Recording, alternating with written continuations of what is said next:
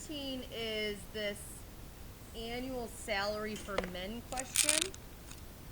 So we're given a graph that shows average earnings of full-time workers in the U.S. based on their highest educational attainment.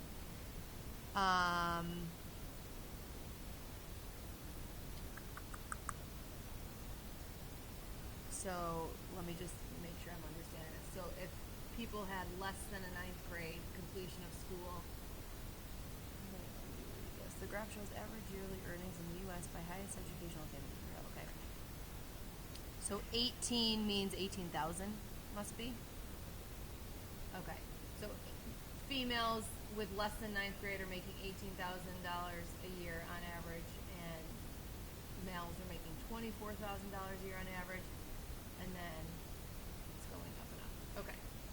All right, so the annual salary for men with some college, so male, yellow, with some college.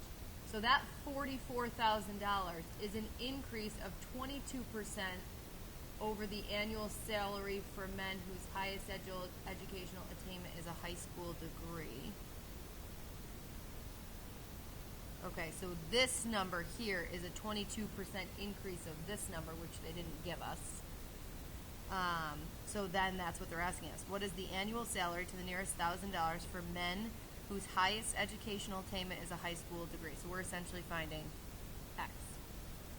So 44 here, $1,000, and I can just change it to thousands afterwards. So 44 is a 22% increase of that number, X. So we would start with X being the number we're looking for, and then when you increase that by 22% of X, you get 44. Does that make sense? So there's the salary, increase that salary by 22%, and it should end up at 44. So when you combine like terms, 1x plus 0.22, 1.22x equals 44. Divide both sides by 1.22, which I wouldn't make you do without a calculator.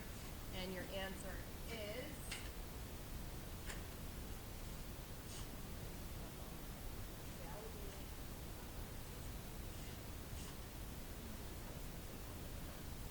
36.06557,377.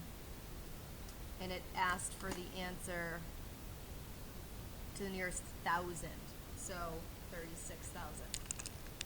Good? So that was just heavy on the words to sift through. 37. A group of people share equally in a $20 million lottery. Okay, so this is very similar to what we did in the notes. So I'm just going to move this over and give myself lots of space. So 20 million divided into X parts was going to be split up between X people, Y dollars per person. So Y dollars and people.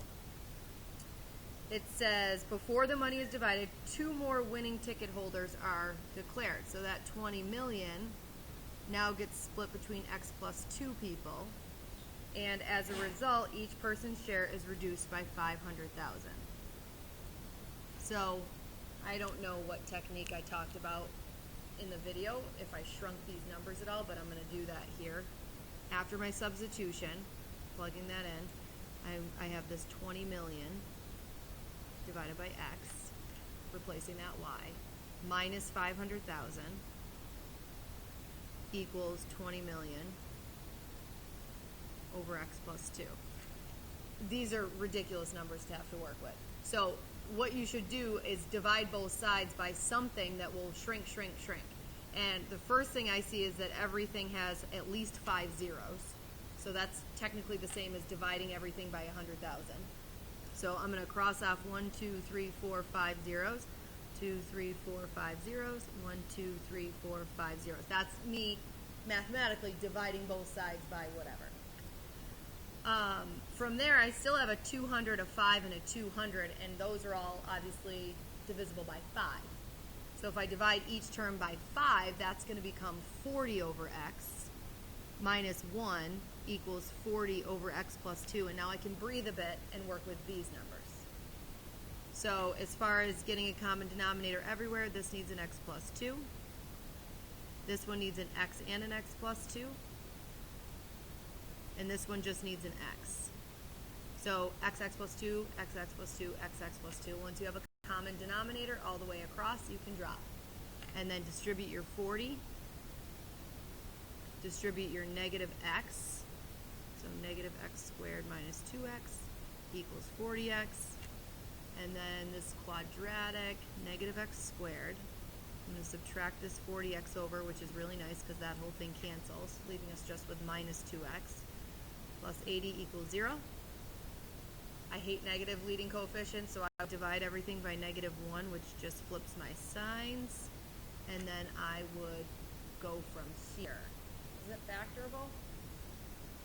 80. Let's see. 1 and 80, 2 and 40, 4 and 25 and 16. 6 does not go in. 7, 8, and 10.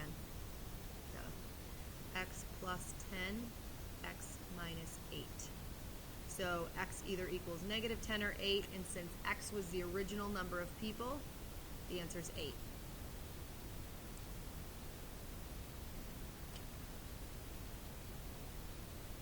Good? Does that make sense? Any questions? So, Maddie, just because I know, or because we just spoke, what was it about that, just to give me some feedback? 43? Yeah, I'm going to do that. Oh, you asked 43 and 13? Oh, okay, sorry. 43, I'm going to do that one too, yeah. I don't know who asked 37, but. An automobile repair shop charged a customer $4.48, listing $63 for parts and the remaining for labor. If the cost of labor is $35 per hour, how many hours of labor did it take? Okay, so they charged, so I just like to go chronologically, $36 for parts, right? Plus a labor charge of $35 per hour, and I don't know how many hours.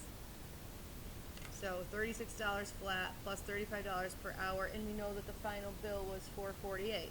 So this is just a straight linear to find out how many hours it took. Subtract 36.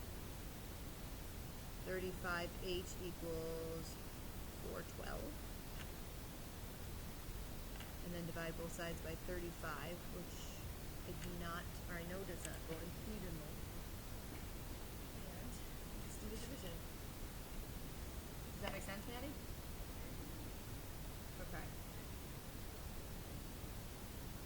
So that's a good, anytime you're a little bit confused about what to make your variable equal, by the way, that's 11.77. Is that the answer? Did I do something wrong?